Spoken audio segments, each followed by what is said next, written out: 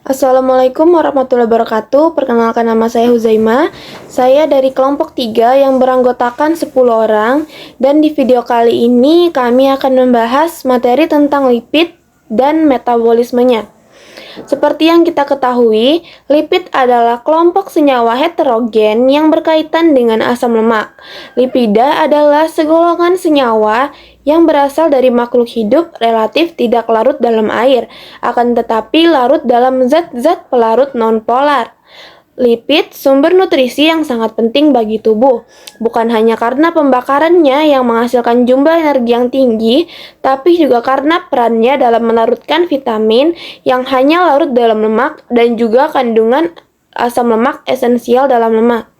Materi berikutnya akan dijelaskan teman sekelompok saya, Sela Nur Maharani. Baiklah, saya di sini akan menjelaskan tentang fungsi lipid. Lipida adalah segolongan senyawa yang berasal dari makhluk hidup, relatif tidak larut dalam air, akan tetapi larut dalam zat-zat pelarut nonpolar. Berlainan dengan karbohidrat atau protein yang masing-masing memiliki struktur dasar yang sama, lipida terdiri atas bermacam-macam senyawa heterogen dengan struktur yang berbeda satu dengan yang lain.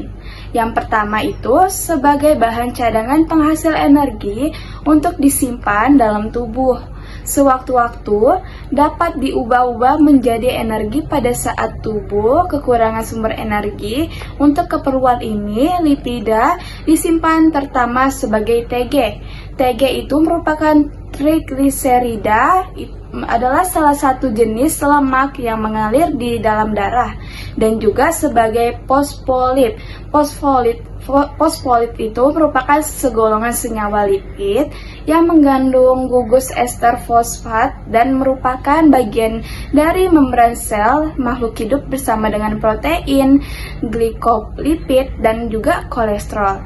Yang kedua itu sebagai koisolator panas jaringan lemak di bawah kulit untuk mengurangi panasnya tubuh.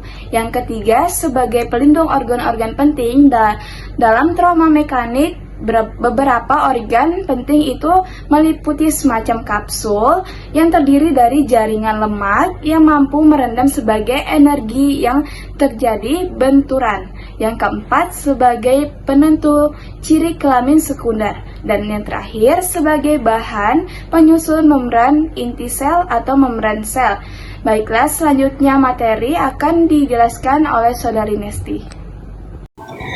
Baik, di sini saya akan menjelaskan materi selanjutnya, yakni klasifikasi lipid yang terbagi menjadi 3 bagian.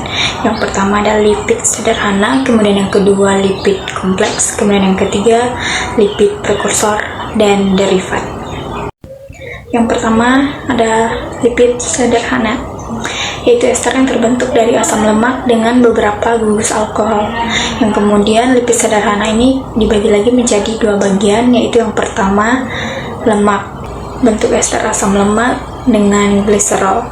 Minyak merupakan bentuk cair dari lemak. Yang kedua ada lilin, yaitu bentuk asam lemak yang memiliki berat molekul besar sama dengan bentuk alkohol monohidrat.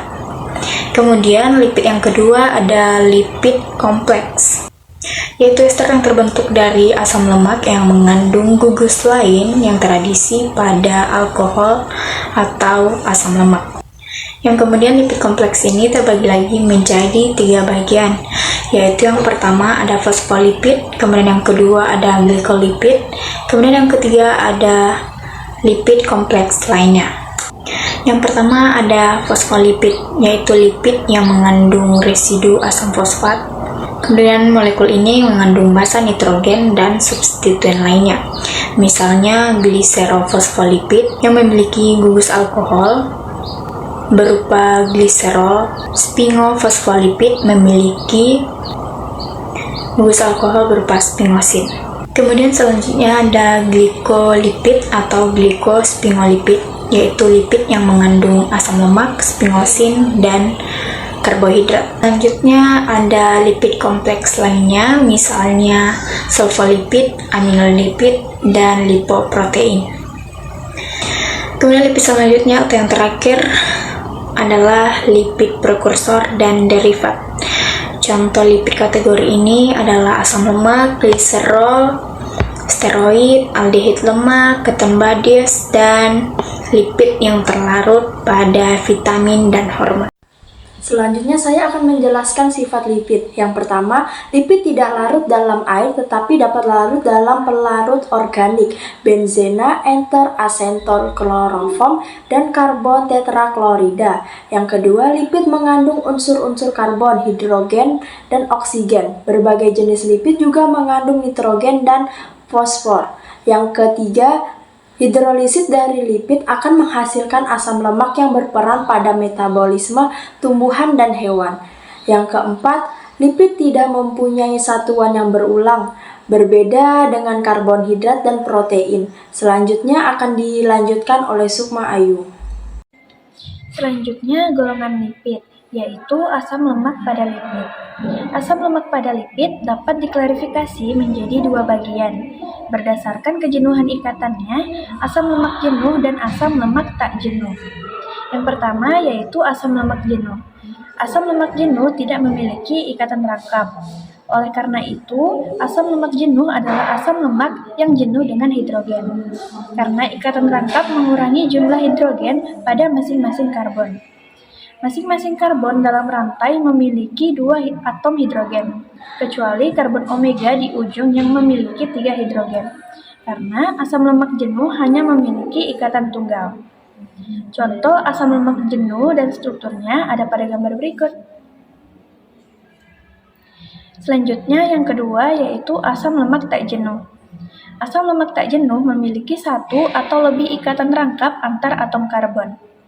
Pasangan atom karbon yang terhubung melalui ikatan rangkap dapat dijenuhkan dengan adisi atom hidrogen, mengubah ikatan rangkap menjadi ikatan tunggal.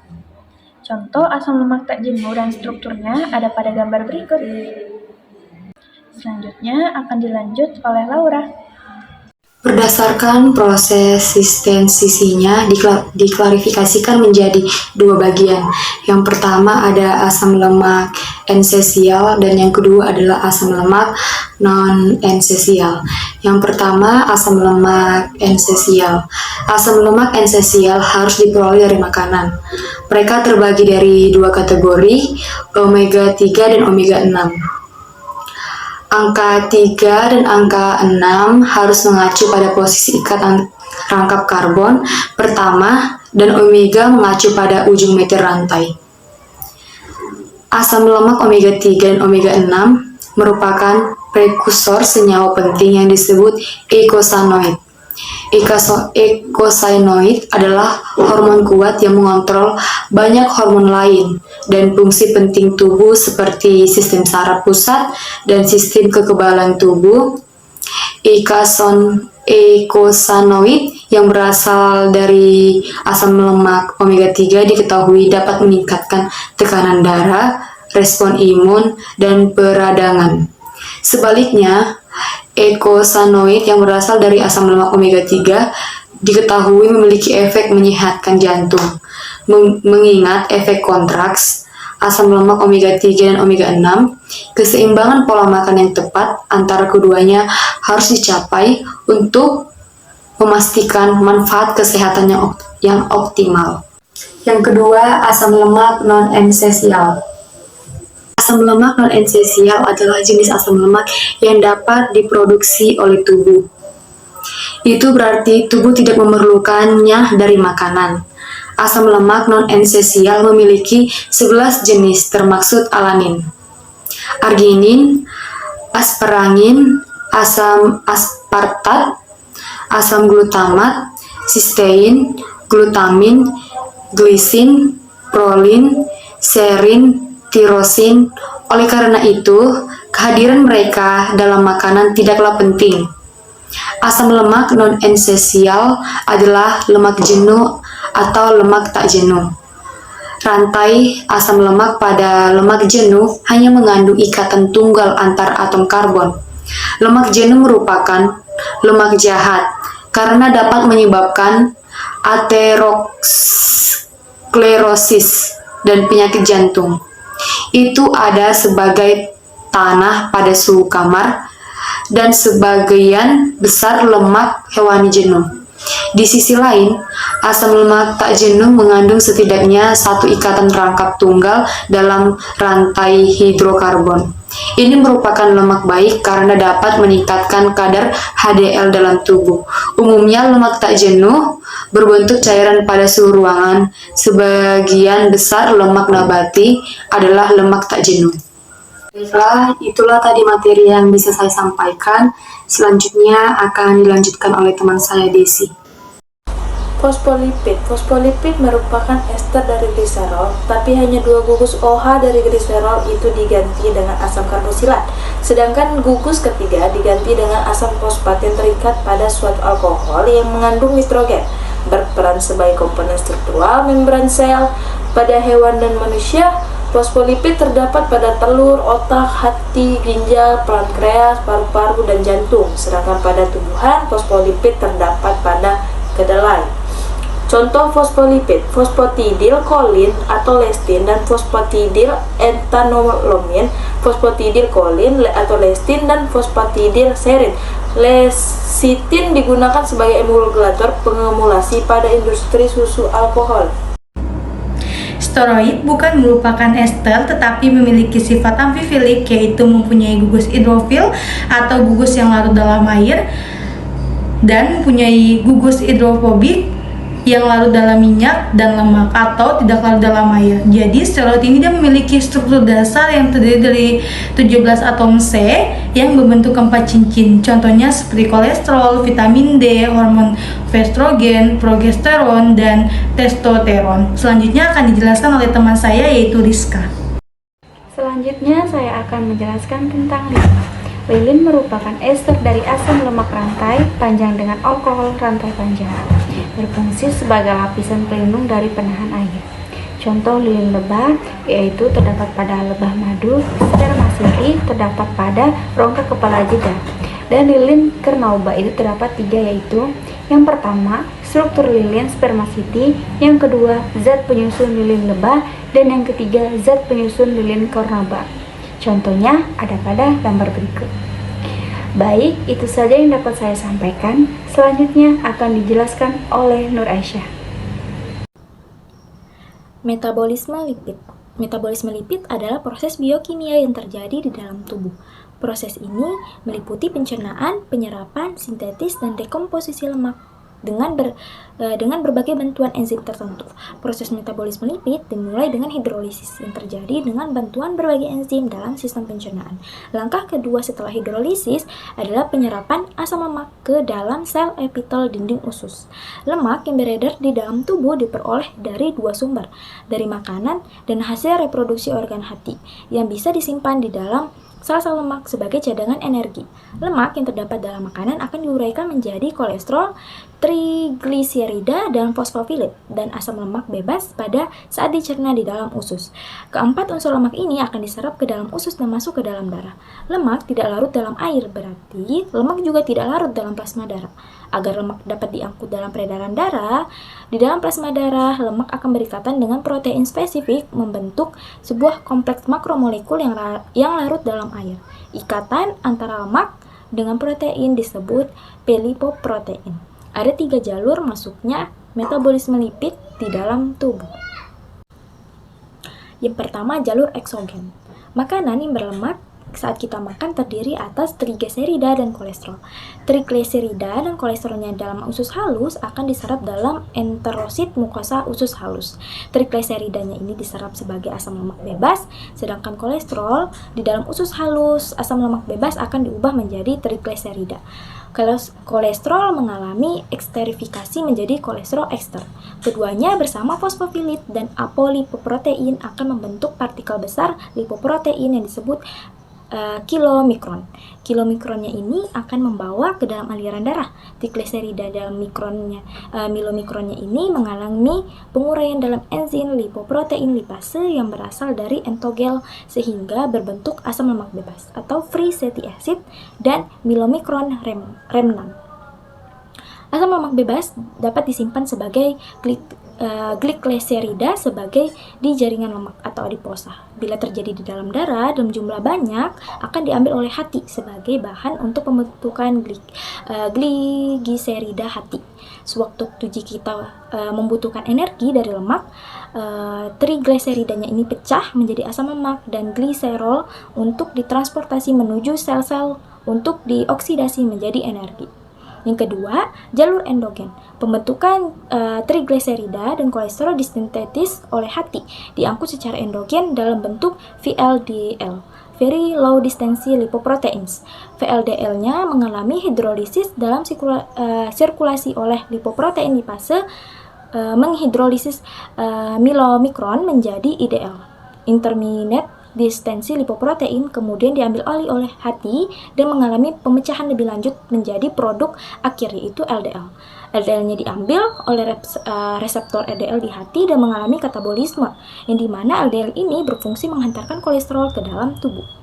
HDL berasal dari hati dan usus sewaktu menjadi hidrolisis milomikron di bawah pengaruh enzim lectin kolesterol L-transferase atau LCAT. Enhancer kolesterol ini mengalami perpindahan dari HDL kepada VLDL dan IDL, sehingga demikian terjadinya kebalikan arah transport kolesterol dari perifer menuju hati. Aktivitas ini mungkin berperan sebagai sifat antiterogenetik. Yang ketiga, jalur reserve kolesterol transport. HDL dilepaskan sebagai partikel kecil miskin kolesterol yang mengandung apolipoprotein A, C, E yang disebut HDL nascent. Berasal dari usus halus dan hati, mempunyai bentuk gepeng mengandung alipoprotein A1. HDL nascent-nya ini akan mendekati makrofag untuk mengambil kolesterol yang tersimpan di makrofag. Setelah mengambil kolesterol dari makrofag, HDL nascent berubah menjadi HDL dewasa yang berbentuk bulat. Agar dapat diambil oleh HDL descent, kolesterol di bagian dalam makrofag harus dibawa ke permukaan membran sel makrofag oleh suatu transporter yang disebut adenosin triphosphate binding cassette transporter 1 atau ABC1. Setelah mengambil kolesterol bebas dari sel makrofag, kolesterol bebasnya ini akan diesterifikasi menjadi kolesterol ester oleh enzim lectin kolesterol transferase LACAT. Selanjutnya, sebagian kolesterol esternya ini dibawa oleh HDL dan akan mengambil dua jalur. Jalur pertama ke hati ditangkap oleh scavenger reseptor kelas B tipe 1 dikenal dengan SRB1. Jalur kedua, kolesterol ester dalam HDL akan dipertukarkan dengan gliserid dari VLDL dan IDL dengan bantuan kolesterol ester transfer protein atau CETP. Fungsi HDL-nya ini adalah menyerap kolesterol dari makrofag sebagai dua jalur, yaitu langsung ke hati dan jalur tidak langsung melalui VLDL dan IDL untuk membawa kolesterol kembali ke hati. Baik, itu saja yang bisa saya sampaikan sebagai penutup.